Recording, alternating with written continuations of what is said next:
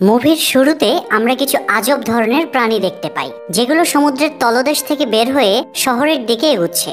আর এই আজব দেখতে প্রাণীগুলোর নাম দেওয়া হয়েছে প্যারাসাইট।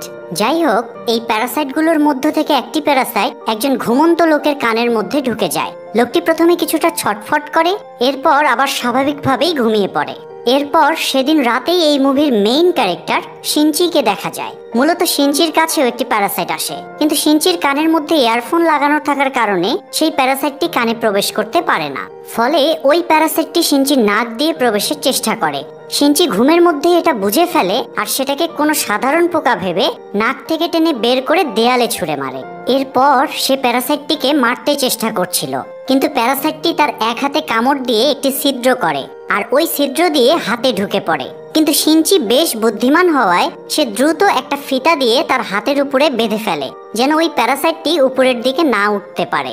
এর মধ্যে তার মা তার রুমে চলে আসে, আর তার মা যখন তার হাতটা দেখে তখন সেই হাতে প্যারাসাইটের প্রবেশের কোনো চিহ্নই পাওয়া যায় না। কিন্তু পরদিন সকাল থেকে শিনচির ওই হাতে আশ্চর্যজনক অনুভূতি হচ্ছিল। এরপর দৃশ্য পরিবর্তন হয়ে আমরা সেই লোকটিকে দেখতে পাই যে কাল রাতে ইনফেক্টেড হয়েছিল। সে তার স্ত্রীর সামনে এসে দাঁড়ায়, যেখানে সে তার মাথাটি ফুলের মতো খুলে, আর ওই ভয়ঙ্কর দেখতে প্যারাসাইটটি এক নিগ্রাসে তার স্ত্রীর মাথাটি খেয়ে ফেলে। হ্যালো মুভি লাভার, আর আজ আমরা দেখছি Japanese action horror film Parasite part 1। তো চলুন পরের অংশ দেখে নেওয়া যাক। এর পরদিন শিনচি স্কুলে যায়, কিন্তু তার গার্লফ্রেন্ডও তার মধ্যে কিছু পরিবর্তন দেখতে পাচ্ছিল।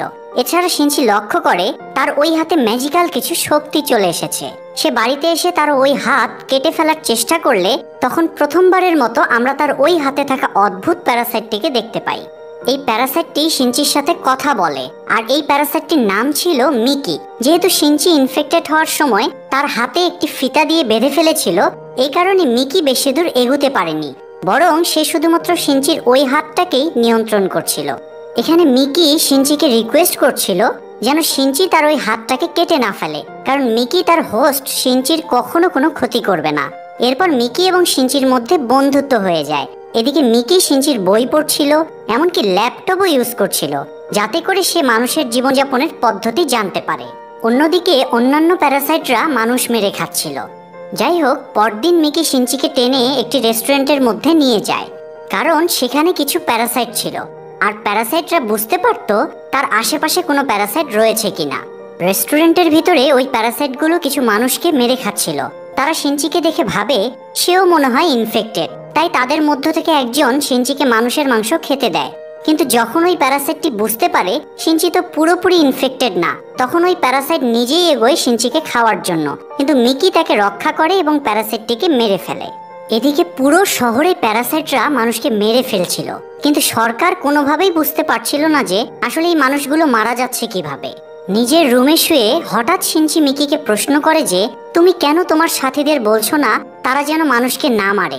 এখানে মিকি উত্তরে বলে যে মানুষও তো পশু পাখির মাংস খায়, মানুষের খাদ্য যেমন পশু পাখি, ঠিক তেমনি প্যারাসাইটের খাদ্য হলো মানুষ।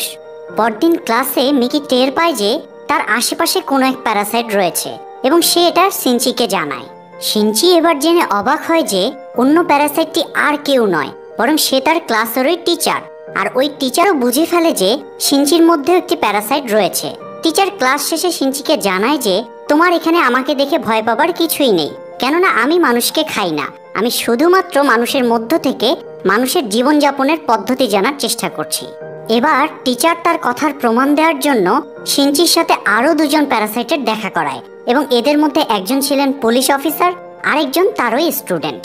এবার শুনে একটু অবাক হবেন, আবার কিছুটা হাসিও পাবে, কারণ ওই টিচারের মধ্যে থাকা প্যারাসাইটটির হাজবেন্ড হলো পুলিশ অফিসারের মধ্যে থাকা প্যারাসাইটটি।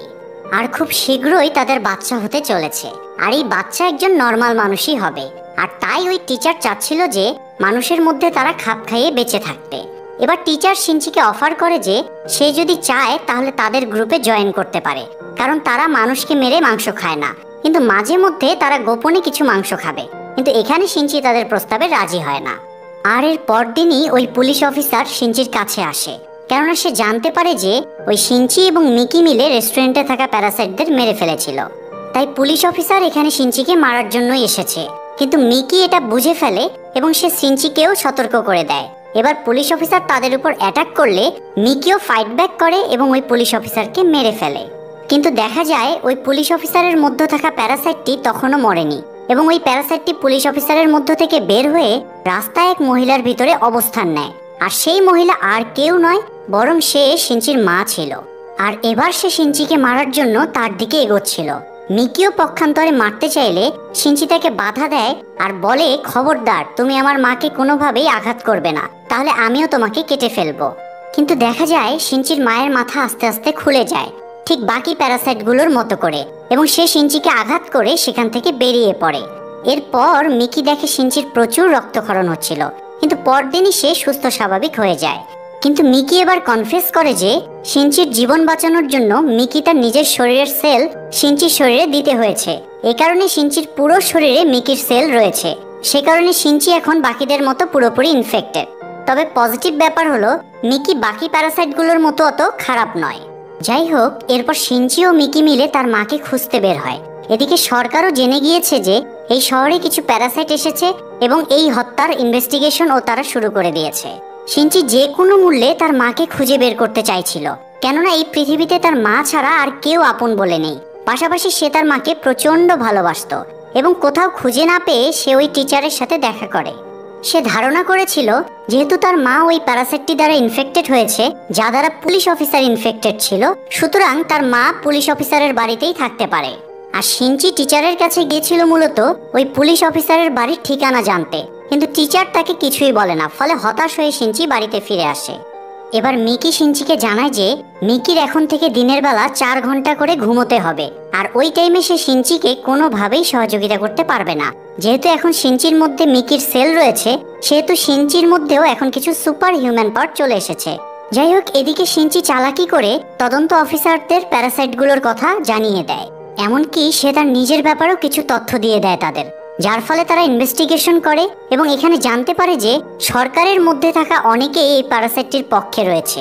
যাই হোক, এদিকে আবার ওই টিচারের সাথে দেখা করার জন্য তার নিজের বাবা মা আসে, কিন্তু তার বাবা মা জানতো না যে তার মেয়ে এখন আর তাদের মেয়ে নেই, বরং তার মধ্যে প্যারাসাইট বাস করছে এবং সেখানে থাকা টিচার রূপের প্যারাসাইটটি তার বাবা মাকে খুন করে ফেলে। আর এখানে আমরা একটা ব্যাপার বুঝতে পারি যে এই প্যারাসাইটরা চাইছিল না যে কোনোভাবে বাইরের কোনো মানুষ জানতে পারুক তাদের ভিতরে প্যারাসাইট রয়েছে, কারণ এতে করে তাদের জীবনের ঝুঁকি হয়ে যাবে। পরদিন স্কুলে শিনচি দেখে টিচারের ওই প্যারাসাইটওয়ালা স্টুডেন্ট শিনচিতে ড্রয়িং টিচার হিসেবে জয়েন করেছে। সে এখানে শিনচির সাথে ধীরে ধীরে বন্ধুত্ব করার নাটক করছিল, কিন্তু আস্তে আস্তে সকল স্টুডেন্ট টের পেয়ে যায় যে টিচার একজন প্যারাসাইট, যে কারণে সে সকল স্টুডেন্টের উপর হামলা করে এবং অনেক স্টুডেন্টকে মেরেও ফেলে। এরপর তার নজরে পড়ে শিনচির গার্লফ্রেন্ড। সে শিনচির গার্লফ্রেন্ডকে মারতে যাচ্ছিল, তখন শিনচি সেখানে চলে আসে, তারপর তার গার্লফ্রেন্ডকে বাঁচিয়ে সেখান থেকে নিয়ে আসে। এদিকে মহিলা টিচারটি স্কুলের ওই বিল্ডিংটি ব্লাস্ট করে দেয়, কেননা সে ভেবেছিল এতে করে ড্রয়িং টিচারের পাশাপাশি কিছু খারাপ প্যারাসাইট মারা যাবে এবং সাক্ষীগুলোও মারা যাবে। কিন্তু এই বিস্ফোরণেও ড্রয়িং টিচারের প্যারাসাইটটি মরে না, উল্টা সে এখানে তদন্তের জন্য আসা অফিসারদেরও মেরে ফেলে। এদিকে শিনচি অন্য একটা ছাদে গিয়ে একটা তীরের সাহায্যে ওই প্যারাসাইটটাকে মেরে ফেলে। এরপর শিনচি আবার ওই টিচারের কাছে যায়, সে পুলিশ অফিসারের ঠিকানা জানতে চায়। তখন ওই টিচার তাকে সেই ঠিকানাটা এবার দিয়ে দেয়।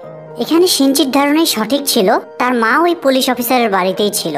এখানেও শিনচি তার মাকে কোনোভাবে বোঝাতে চাইছিল তার মা যেন তার কাছে ফিরে আসে, সে তার মাকে কোনোভাবেই আঘাত করতে চাইছিল না। কিন্তু এক পর্যায়ে সে অনুভব করে যে তার মা তো অনেক আগেই মারা গিয়েছে, আর এখন তার সামনে যে আছে সে মূলত একটি প্যারাসাইট, যে তার মায়ের দেহকে নিয়ন্ত্রণ করে রেখেছে। কিন্তু এখানে সমস্যা হচ্ছে তখন মিকির ঘুমানোর সময় হয়ে গিয়েছে, আর এর জন্য শিনচিকে একাই তার মায়ের সাথে লড়াই করতে হয়। এখানে শিনচি কোনো মতে তার মায়ের মধ্যে থাকা প্যারাসাইটের গলা কেটে দেয়, যার মধ্য দিয়ে ওই প্যারাসাইটের সাথে সাথে তার মাও মারা যায়। এবার আমরা দেখতে পাই যে ওই শহরের কমিশনার নির্বাচনে সেই লোকটিই জিতে যায় যে প্যারাসাইটের পক্ষে ছিল, তার মানে ওই শহরের মেয়র এখন পুরোপুরি প্যারাসাইটের পক্ষে। এরপর শিনচি তার গার্লফ্রেন্ডের সাথে দেখা করতে হসপিটালে যায়, যেখানে সে মিকিকে জানায় সে এখন থেকে এক এক করে সকল প্যারাসাইটকে মেরে ফেলবে। আর ওই সময় আমরা দেখতে পাই যে কেউ একজন তার দিকে নজর রেখেছে, মূলত উনি একজন গোয়েন্দা ছিল যে শিনচির কিছু ছবি তুলে নেয়। আর এই মুভির পার্ট 1 এখানেই শেষ হয়ে যায়। প্রিয় দর্শক, এই সিনেমাটির সব থেকে হৃদয় বিদারক সিন ছিল এটা, যে একজন সন্তান একটি ভাইরাসের কারণে তার মাকে মেরে ফেলতে বাধ্য হয়েছে। এই ছিল প্যারাসাইট পার্ট 1 এর বাংলা এক্সপ্লানেশন।